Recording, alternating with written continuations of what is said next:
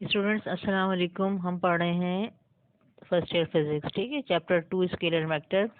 और ये जो हमारा आज है लेक्चर नंबर 18, इसमें हम करेंगे पास्ट पेपर्स के न्यूमेरिकल, और ये न्यूमेरिकल होंगे इसी चैप्टर से रिलेटेड स्केलर एंड वेक्टर के।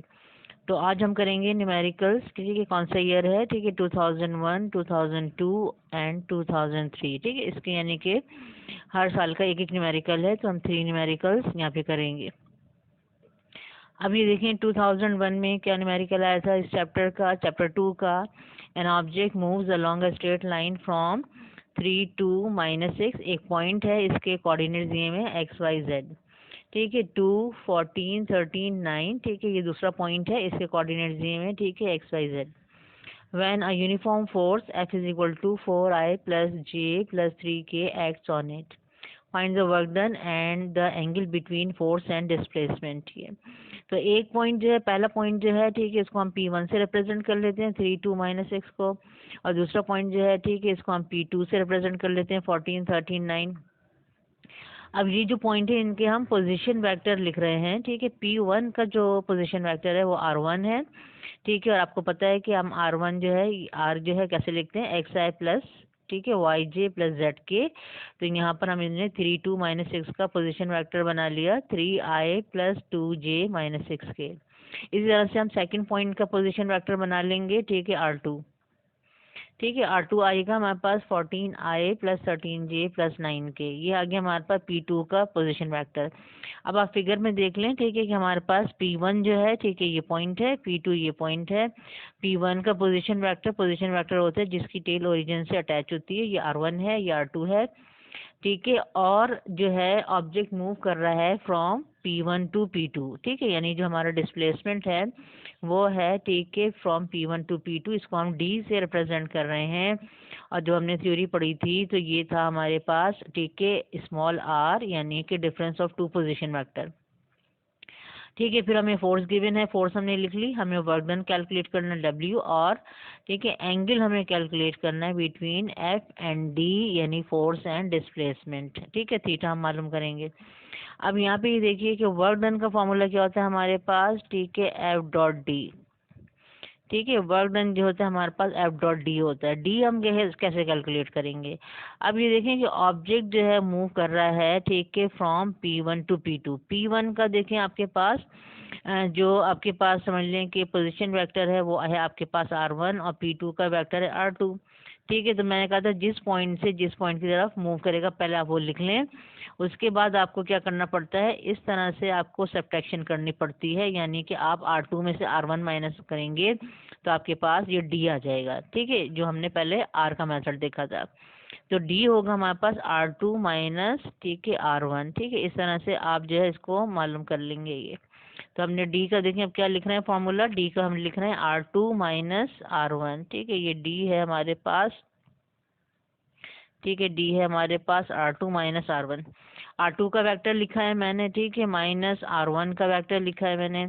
अब ये क्या बात है, माइनस साइन है ब्रैकेट के बाद, तो इसके सारे साइन जो चेंज हो जाएंगे, -3i हो जाएगा, ठीक है, और -2j हो जाएगा, और माइनस माइनस प्लस 6k हो जाएगा, ये प्लस 6k। यानी अब हम इनको साइन चेंज करके, ठीक है, लिखते हैं ये,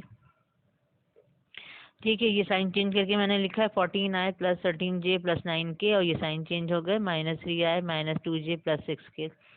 अब यहाँ पे देखें कि आई की टर्म को हमने ऐड या सब्ट्रैक्ट करना है, जे की टर्म को ऐड या सब्ट्रैक्ट करना है, और के की टर्म्स को ऐड या सब्ट्रैक्ट करना है अकॉर्डिंग टू साइन। तो देखें कि आई की टर्म क्या है, 14i और -3i, ठीक है, प्लस माइनस माइनस यानी माइनस होगा, ठीक है। 14 में से 3 माइनस करेंगे, कितना आएगा आपके पास, 11 आ जाएगा, ठीक है। प्लस 13j -2j, ठीक है, ये भी आपके पास होगा, प्लस माइनस माइनस, 13 में से 2 माइनस करेंगे 11। फिर उसके बाद आपके पास 9k प्लस 6k, ये प्लस प्लस प्लस हो जाएगा, ठीक है। ये होगा 9 प्लस 6 15k, ये आ गया हमारे पास, ठीक है, डिस्प्लेसमेंट का वेक्टर। अब वर्क डन हम कैलकुलेट करेंगे। Work done is given by, ठीक है, फॉर्मूला होता है F.D, ठीक है। F का फोर्स का वेक्टर लिखा है मैंने, डॉट डिस्प्लेसमेंट का वेक्टर लिखा है 11i plus 11j plus 15k, ठीक है। अब हम जो है इनको किस तरह किस फॉर्मूले से हम कैलकुलेट करेंगे, जो हमने फॉर्मूला पढ़ा था, ठीक है, ए एक्स बी एक्स प्लस ए वाई बी वाई प्लस ए जेड बी जेड, यानी कि दोनों के एक्स कॉम्पोनेंट को मल्टीप्लाई करेंगे प्लस दोनों के वाई कॉम्पोनेंट्स को मल्टीप्लाई करेंगे प्लस दोनों के जेड कॉम्पोनेंट को मल्टीप्लाई करेंगे। तो यहाँ पे हमारे पास आ जाएगा, ठीक है, हमारे पास आ जाएगा एफ डॉट डी। अब यहाँ पे ये देखें कि आई के साथ जो नंबर होता है, ठीक है, ये होता है आपका एक्स कॉम्पोनेंट, जे के साथ जो नंबर होता है ये वाई कॉम्पोनेंट, के साथ जो नंबर होता है हमारा ये होता है हमारे पास, ठीक है, जेड कॉम्पोनेंट। ठीक है, तो इस तरह से हमें इसको देखना है दोनों एफ और डी के कॉम्पोनेंट्स को।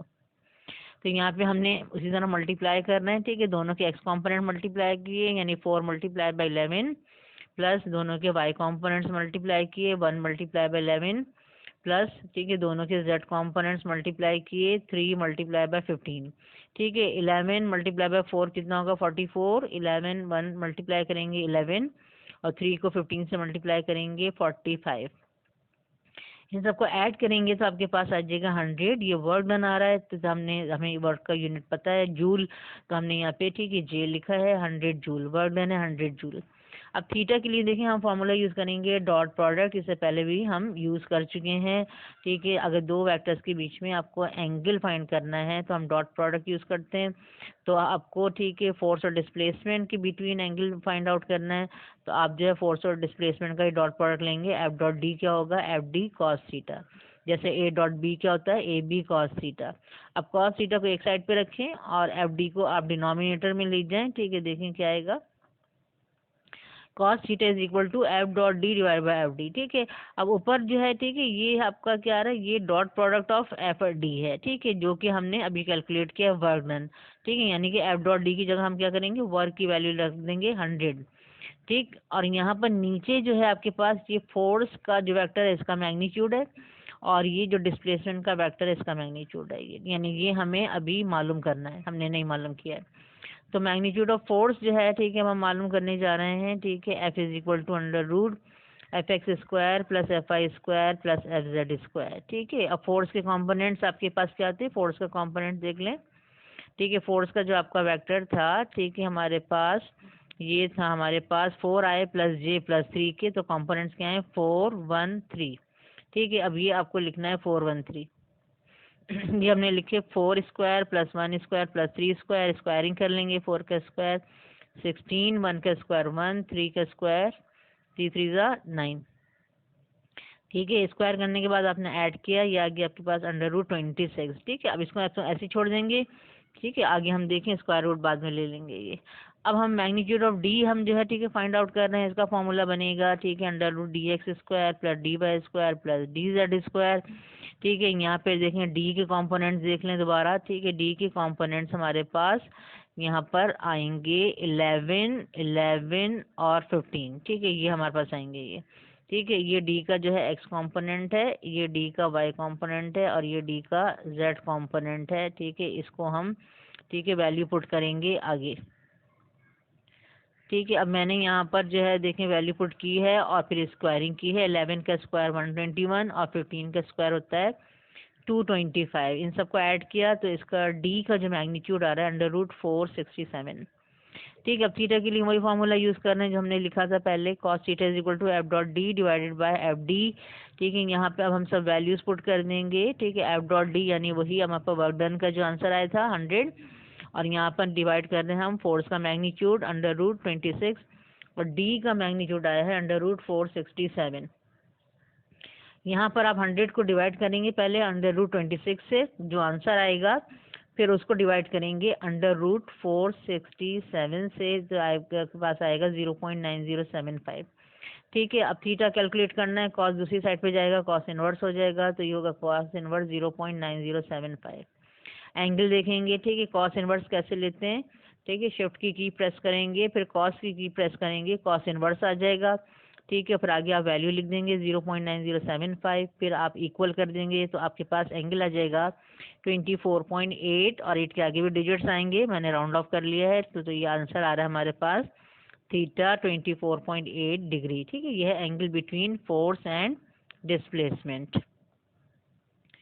नेक्स्ट न्यूमेरिकल है 2002 का, ये हमारे पास टू वेक्टर्स गिवन है P and Q। If P is equal to 2i minus 2j plus 3k and Q is equal to 3i plus 3j plus 3k। Find the unit vector perpendicular to the plane containing both P and Q। ठीक है, P and Q form the sides of a parallelogram, find the area of the parallelogram. ठीक है, अब यहाँ पे देखें unit vector का हम मेथड देख चुके हैं। ठीक है, हम कर चुके हैं, हमारे एक्सरसाइज में हमने न्यूमेरिकल किया था, उसी मेथड से हम यूनिट वेक्टर फाइंड आउट करेंगे।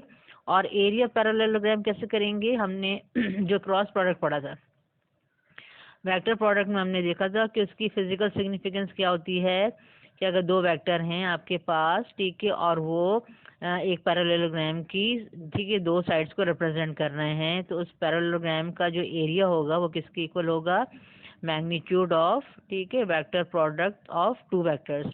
ठीक है, यानी अगर हम ए और बी से साइड्स को रिप्रेजेंट कर रहे हैं तो आपके पास आ जाएगा, ठीक है, कि area of parallelogram is equal to magnitude of A cross B. और अगर आपके पास जो दो साइड्स हैं वो पी और क्यू हैं तो आपके पास आ जाएगा, ठीक है, area of parallelogram is equal to magnitude of P cross Q. ठीक है, ये आपके पास आएगा। यानी हमें क्या करना है, ठीक है, हमें पी क्रॉस क्यू कैलकुलेट करना है, पी और क्यू का क्रॉस प्रोडक्ट। और यूनिट वेक्टर में हमें क्या करना होता है, ठीक है, यूनिट वेक्टर में आपको, ठीक है, आपको पता है कि यूनिट वेक्टर परपेंडिकुलर जो है, ठीक है, उसमें आप क्या करते हैं, अगर आप दो वेक्टर का क्रॉस प्रोडक्ट लेते हैं तो उसका जो प्रोडक्ट वेक्टर होता है, ठीक है, वो होता है परपेंडिकुलर टू द, ठीक है, टू द दीज वेक्टर, यानी पी एंड क्यू होगा वो। ठीक है, फिर उस वेक्टर का अगर आप यूनिट वेक्टर ले लेंगे, ठीक है, तो वो यूनिट वेक्टर भी परपेंडिकुलर होगा किसके, पी एंड क्यू के। ये ठीक है, तो यानी अब हमें P क्रॉस Q कैलकुलेट करना है। P क्रॉस Q जो है, ठीक है, उसका जो आंसर आएगा एक वेक्टर, ठीक है, वो क्या होगा, वो वेक्टर होगा जो इन दोनों के परपेंडिकुलर है। और हमने जो थ्योरी में पढ़ा था, ठीक है, वो A क्रॉस B के परपेंडिकुलर हमने C से डिनोट किया था। ठीक है, अब देखें यहाँ पर मैं C से डिनोट नहीं करूँगी और हम देखेंगे इस तरह से भी सॉल्व कर सकते हैं, ठीक है, इस न्यूमेरिकल को। यहाँ डाटा बनाएंगे हम, डाटा में हमने लिखा P का वेक्टर, Q का वेक्टर, ठीक है, और आगे देखें हमें यूनिट वेक्टर मालूम करना है परपेंडिकुलर टू द प्लेन, ठीक है, कंटेनिंग P एंड Q। और एरिया पैरेललोग्राम कैलकुलेट करना है, तो एरिया पैरेललोग्राम का फॉर्मूला क्या है, मैग्नीट्यूड ऑफ, ठीक है, cross product of P and Q। ठीक है, ये हम अगर हम मालूम कर लेंगे, ठीक है, magnitude of P cross Q, तो वो आंसर क्या होगा, एरिया ऑफ पैरेललोग्राम होगा फॉर्म्ड बाय, ठीक है, वेक्टर्स P एंड Q। अब ये देखिए P और Q का जब भी आप क्रॉस प्रोडक्ट लेंगे, यानी जब दो वेक्टर IJ के फॉर्म में होंगे और उनका आप क्रॉस प्रोडक्ट लेंगे, तो हमेशा क्या बताया आपको, डिटर्मिनेंट बना के लेंगे। ठीक है, और पहली रो में क्या लिखना होता है हमेशा, ठीक है, IJ लिखना होगा। ठीक है, सेकंड रो में आपको क्या लिखना होगा, सेकंड रो में आपको लिखना होंगे इस पहले वेक्टर के P के कंपोनेंट्स। P के कंपोनेंट्स क्या है हमारे पास, ठीक है, देखें पीछे 2 -2 3, ठीक है, ये P के कंपोनेंट्स लिखे हमने। ठीक है, उसके बाद लास्ट जो रो है इसमें आप लिखते हैं सेकंड वेक्टर के कंपोनेंट्स, यानी Q के कंपोनेंट्स लिखेंगे। Q के कंपोनेंट्स देखें 3 3 3, ठीक है, 3 3 मैंने लिखा। ठीक है, अब हमें P क्रॉस Q लेना है, वही मेथड है, I लिखेंगे। I जब लिखेंगे उसके बाद आप स्क्वायर ब्रैकेट बनाएंगे I की, ठीक है, रो को छुपा देंगे, I का कॉलम छुपा देंगे। बाकी जो 4 नंबर के लेफ्ट हैं उनका आप क्रॉस मल्टीप्लिकेशन देखें कैसे करेंगे, पहले -2 को 3 से मल्टीप्लाई करेंगे, ठीक है, -2 मल्टीप्लाई बाय 3, फिर माइनस का साइन लगाएंगे, फिर आप इस 3 को इस 3 से मल्टीप्लाई करेंगे। ठीक है, तो ये आपके पास, ठीक है, I का समझ लें कि I का समझ लें नंबर आ जाएगा, इसका X समझ लें कॉम्पोनेंट आ जाएगा ये। तो यहाँ पे देखें I के साथ मैंने क्या किया, -2 को 3 से मल्टीप्लाई किया है, फॉर्मूले का माइनस है, ये फॉर्मूले का माइनस, यहाँ पे माइनस ही आएगा हमेशा। फिर 3 को 3 से मल्टीप्लाई किया, ये I हो गया। ठीक है, फिर J के साथ होता है ये फॉर्मूले का माइनस, ठीक है, माइनस लगाया मैंने, J लिखा है स्क्वायर ब्रैकेट। अब J के लिए देखें क्या करना है, J के लिए J की रो को छुपाना है, J के कॉलम को छुपाना है, बाकी 4 नंबर जो हमारे पास लेफ्ट हैं इनको क्रॉस मल्टीप्लाई करना है, यानी इस 2 को 3 से मल्टीप्लाई करेंगे, ठीक है, फिर माइनस का साइन लगाएंगे, फिर इस 3 को 3 से मल्टीप्लाई करेंगे। ठीक है, इस तरह से, ठीक है, हम लिख रहे हैं, ये देखें, ठीक है, 2 को 3 से मल्टीप्लाई किया, फॉर्मूले का माइनस, ठीक है, फिर 3 को 3 से मल्टीप्लाई किया, ये मैंने। ठीक है, अब प्लस के, ये प्लस भी फॉर्मूले का है, ठीक है, प्लस लगाएंगे, के लिखेंगे स्क्वायर ब्रैकेट, के लिए क्या करेंगे, के लिए इसकी, ठीक है, ये रो छुपाया, ये कॉलम को छुपाया, बाकी 4 नंबर जो हैं इनको मल्टीप्लाई करेंगे। 2 को आप, ठीक है, 3 से मल्टीप्लाई करेंगे, ठीक है। फिर आप माइनस साइन लिखेंगे, फिर आप 3 को -2 से मल्टीप्लाई करेंगे। ठीक है, ये हमारे पास ये हमने लिखा है कि के साथ 3 को मल्टीप्लाई किया है। ठीक है, माइनस फिर 3 को -2 से मल्टीप्लाई किया है। अब ये देखें भाई, हम जो नंबर मल्टीप्लाई कर लेते हैं, -2 को ठीक है 3 से मल्टीप्लाई किया -6 आएगा। ठीक है, 3 को 3 से मल्टीप्लाई किया आपके पास 9 आएगा। ठीक है, ये हो गया हमारे पास। ठीक है, ये -6 -9 माइनस ये 2 को 3 से मल्टीप्लाई किया, ठीक है 6 आया। ठीक है, 3 को 3 से मल्टीप्लाई किया हमारे पास, ठीक है 9 आया, ये 9 आया। ठीक है, के में देखें 2 को 3 से मल्टीप्लाई किया 6 आया। ठीक है, और आपके पास ठीक है 3 को -2 से मल्टीप्लाई किया तो ये माइनस माइनस प्लस हो जाएगा, +6 हो जाएगा ये। ठीक है, अब ये देखें -6 -9 कितना हो जाएगा, -15, और 6 -9 हो जाएगा -3, और 6 हो जाएगा ठीक है 12। तो ये होगा आपके पास -15 आए, ठीक है, माइनस माइनस प्लस +3j, और ये +12k, ये आ गया P क्रॉस Q का वेक्टर आ गया। ठीक है, यानी P क्रॉस Q का जो ये वेक्टर है वो क्या है, वो ये परपेंडिकुलर आ रहा है ये। ठीक है, अब हमने इसका कोई नाम नहीं दिया है, कोई C वगैरह, लेकिन अगर हम इसका नाम कोई देंगे, सिंबल असाइन करेंगे, तो इसका मतलब है कि अगर हमने C असाइन किया सिंबल, तो ये C का वेक्टर एक तरह से आ रहा है। ठीक है, ये जो कि परपेंडिकुलर है किसके, P और Q के। ठीक है, यानी P Q की जो परपेंडिकुलर वेक्टर है, ये वो वेक्टर आपके पास आ गया है -15i, ठीक है, +3j, ठीक है, +12k। अब हमने इसका मैग्नीट्यूड कैलकुलेट करना है P क्रॉस Q का। ठीक है, तो मैग्नीट्यूड के लिए अब हम देखें, डायरेक्ट फार्मूला अप्लाई करना है। Magnitude of P cross Q is equal to under root. ठीक है, अंडर रूट के फॉर्मूले में आप क्या करेंगे, ठीक है, इसके x कॉम्पोनेंट का स्क्वायर -15 का स्क्वायर हो गया, प्लस इसके y कॉम्पोनेंट का स्क्वायर यानी 3 का स्क्वायर, प्लस इसके ठीक है z कॉम्पोनेंट का स्क्वायर यानी 12 स्क्वायर।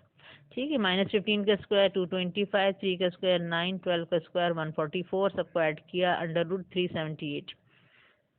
तो ये आपके पास जो आ रहा है मैग्नीट्यूड ऑफ ठीक है P क्रॉस Q, ये है आपके पास area of parallelogram. Area parallelogram का आंसर आ गया हमारे पास अंडर रूट 378। ठीक है, यहाँ पे हम यूनिट नहीं लगा सकते क्योंकि हमें ठीक है क्वेश्चन में P और Q के साथ कोई यूनिट गिवन नहीं था, तो हम यहाँ पे अपनी तरफ से कोई यूनिट नहीं लगाएंगे। ठीक है, कि ये मीटर स्क्वायर है, ये सेंटीमीटर स्क्वायर है ये। अब हमें यूनिट वेक्टर मालूम करना है। ठीक है, तो आपने P क्रॉस Q यानी मालूम कर लिया है, P क्रॉस Q का मैग्नीट्यूड भी मालूम कर लिया है, तो यूनिट वेक्टर का फॉर्मूला क्या होता है, ठीक है, vector divided by its magnitude. ठीक है, यानी कि देखें ये वही वाला फॉर्मूला बन रहा है जो आप इस तरह से लिखते थे। आप लिखते थे, कैसे लिखते थे कि इस वेक्टर ठीक है डिवाइडेड बाय इट्स मैग्नीट्यूड।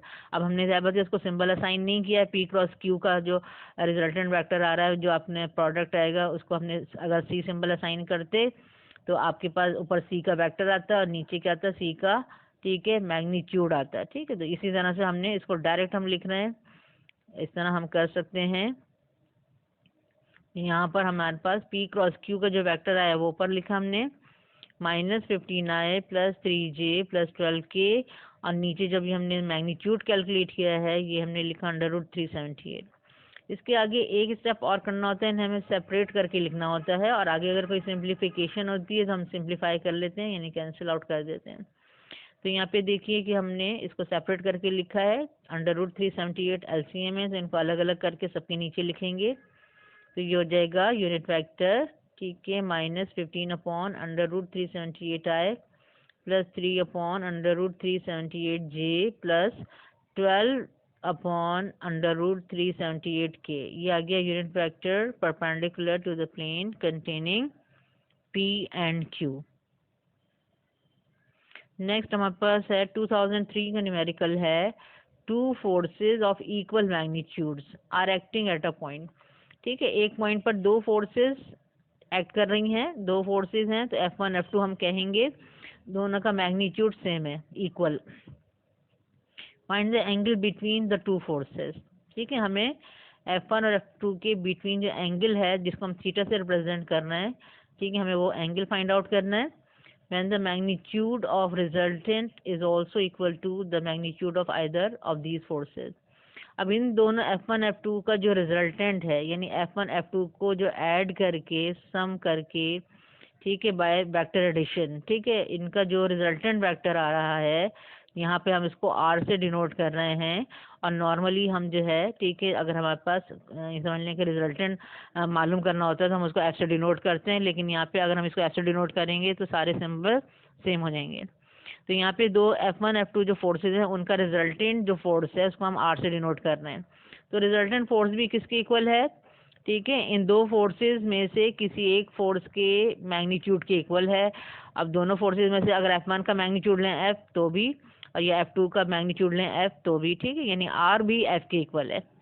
ठीक है, तो डाटा में हम देखें क्या लिख रहे हैं। हम लिख रहे हैं F1 जो है यानी पहली जो फोर्स है, ठीक है, उसका मैग्नीट्यूड भी F है। सेकंड फोर्स F2 है, उसका मैग्नीट्यूड भी F है। और जो रिजल्टेंट आ रहा है इन दोनों का, यानी दोनों का सम जो है F1 प्लस F2, ठीक है, वो भी क्या आ रहा है? F आ रहा है। ठीक है, दिस इज वेक्टर सम। आपको मालूम करना है, ठीक है, angle between F1 and F2, theta मालूम करना है। ये थीटा है angle between F1 and F2। ठीक है, ये थीटा हमारे पास रिजल्टेंट फोर्स का, रिजल्टेंट वेक्टर का एंगल नहीं है। ठीक है, अगर रिजल्टेंट वेक्टर का एंगल होता तो हम किससे डिनोट करते हैं? हम इसको फाई से डिनोट करते हैं। ठीक है, ये है theta angle between F1 and F2। अब यहाँ पे देखिए थीटा के लिए हम अप्लाई कर रहे हैं लॉ ऑफ कोसाइन। ये ठीक है, क्योंकि हमें पता है कि लॉ ऑफ कोसाइन जो है हमारे पास इस तरह का फॉर्मूला बनता है, R is equal to under root F1 square plus 2F1 F2 cos theta plus F2 square. इसके अंदर जो थीटा आता है कॉस के साथ, ये होता है एंगल बिटवीन टू वेक्टर्स, ठीक है, which are to be added. ठीक है, और आप लॉ ऑफ साइन कब यूज़ करते हैं? ठीक है, हमने जो साइन फाई का यूज़ किया था, साइन फाई अपॉन, ठीक है, magnitude of second vector is equal to sine 180 minus theta divided by, ठीक है, मैग्नीट्यूड ऑफ रिजल्टेंट वेक्टर। ये आप मालूम करते हैं जब आपको रिजल्टेंट वेक्टर का एंगल मालूम करना होता है फाई। ठीक है, तो लॉ ऑफ साइन वहाँ पे यूज़ होगा for direction of resultant vector. और थीटा अगर आपको मालूम करना है एंगल बिटवीन टू वेक्टर्स, ठीक है, और आपको दिया हुआ है उनका रिजल्टेंट का मतलब हमेशा क्या आएगा? सम आएगा। तो आप जो है फिर लॉ ऑफ कोसाइन का फॉर्मूला, ठीक है, यूज़ करेंगे। ठीक है, और अगर दो वेक्टर आपको आई जे के फॉर्म में दिए हुए हैं, ठीक है, तो फिर आप डॉट प्रोडक्ट का फॉर्मूला यूज़ करेंगे, जो कि हम इससे पहले न्यूमेरिकल कर चुके हैं। ठीक है, तो यहाँ पे अभी देखिए कि आर भी किसके इक्वल है? एफ के इक्वल है, और F1 भी F के इक्वल है। अब हम वैल्यूज़ पुट कर रहे हैं। ठीक है, F1 भी F के इक्वल है, F2 भी F के इक्वल है, ठीक है, और F2 भी F के इक्वल है। सबकी वैल्यूज़ पुट कर दी। ठीक है, अब ये एफ स्क्वायर और ये एफ स्क्वायर मैंने ऐड कर लिया। ठीक है, ये हो जाएगा 2F स्क्वायर। ठीक है, ये हो गया 2F स्क्वायर, और ये F और F मैंने मल्टीप्लाई किया है तो ये हो जाएगा F स्क्वायर। ठीक है, ये हो गया 2F square plus 2F square cos theta. यहाँ पे हम कॉमन भी ले सकते हैं 2F स्क्वायर, लेकिन दोनों को ऐड नहीं कर सकते क्योंकि एक के साथ कॉस थीटा है और एक के साथ कॉस थीटा नहीं है, दोनों लाइक टर्म्स नहीं है, ये दोनों ऐड नहीं हो सकते हैं। कॉमन आप ले सकते हैं, कॉमन ले लेंगे तो 1 प्लस, ठीक है, कॉस थीटा आ जाएगा ब्रैकेट में। ठीक है, अब मैंने कॉमन नहीं लिया। ठीक है, मैं देखें कॉमन के बगैर ये कर रही हूँ। अब मुझे ये स्क्वायर रूट हटाना है, तो मैं दोनों साइड की क्या करूँगी? स्क्वायरिंग करूँगी। मैं दोनों साइड की मैंने स्क्वायरिंग की, तो ये क्या हो जाएगा? इस साइड पे हो जाएगा F स्क्वायर। ठीक है, यहाँ पे स्क्वायर आ गया। ठीक है, और यहाँ पे आपके पास, ठीक है, यहाँ पे जो स्क्वायर आया है वो स्क्वायर रूट से कैंसिल हो गया। ठीक है, आपका जो है ये स्क्वायर रूट किससे कैंसिल हो जाएगा? ठीक है, इससे, ठीक है, स्क्वायर रूट से कैंसिल हो जाएगा। ठीक है, और आपके पास आ जाएगा F square is equal to 2F square plus 2F square cos theta. अब इस 2F स्क्वायर को, ठीक है, मैं उस साइड पे लेके जा रही हूँ, तो ये यहाँ पे क्या है? प्लस है, वहाँ जाके हो जाएगा, ठीक है, माइनस। तो ये हो जाएगा F square minus 2F square. इस साइड पे क्या बचेगा? ठीक है, 2F स्क्वायर, ठीक है, कॉस थीटा। यहाँ पे देखें, इसको माइनस करेंगे। ठीक है, ये आपके पास ये प्लस है, ठीक है, ये प्लस है, ये माइनस है, यानी ये समझ लें ये +1 है और ये -2 है। तो +1 और -2 का रिजल्ट क्या आता है? ठीक है, आएगा -1, यानी आ जाएगा -F स्क्वायर। ठीक है, इस साइड पे आ जाएगा -F स्क्वायर, और यहाँ पे आएगा 2F स्क्वायर कॉस थीटा। ठीक है, अब 2F स्क्वायर कॉस थीटा के साथ मल्टीप्लाई हो रहा है। ठीक है, यहाँ पे देखें बीच में कोई साइन नहीं है, यहाँ पे बीच में कोई साइन नहीं है, प्लस माइनस, तो ये ऐड सब्ट्रैक्ट नहीं हो रहा है, ये मल्टीप्लाई हो रहा है। दूसरे साइड पे जाके, ठीक है, डिवाइड, यानी डिवाइड करेगा ये, तो ये डिवाइड करेगा -F square divided by 2F square, F square cancel, यहाँ आएगा हमारे पास -1/2 is equal to cos theta. यानी हम इसको इस तरह से लिख सकते हैं, ठीक है, राइट हैंड साइड को लेफ्ट पे, लेफ्ट को राइट पे, तो हमारे पास आएगा cos theta is equal to -1/2। -1/2 half है, हाफ को हम इसके इस तरह लिख सकते हैं 0.5 भी लिख सकते हैं। तो ये हो जाएगा cos theta is equal to -0.5। Minus लिखना ज़रूरी है वरना आपका एंगल, ठीक है, सही नहीं आएगा। अब theta is equal to cos दूसरी साइड पे ले गए, कॉस इनवर्स, ठीक है, यानी कॉस के ऊपर पावर आ रही है -1, ठीक है, ब्रैकेट में -0.5। इसी तरह से आप कैलकुलेटर में लिखेंगे, ठीक है, शिफ्ट प्रेस करेंगे, कॉस प्रेस करेंगे, कॉस इनवर्स आ जाएगा, ब्रैकेट की आपके पास आएगा, ठीक है, माइनस लिखेंगे, 0.5 लिखेंगे, तो आपके पास, ठीक है, इक्वल एंगल आ जाएगा 120 डिग्री। तो ये है आपके पास थीटा 120 डिग्री, यानी एंगल बिटवीन टू फोर्सेस।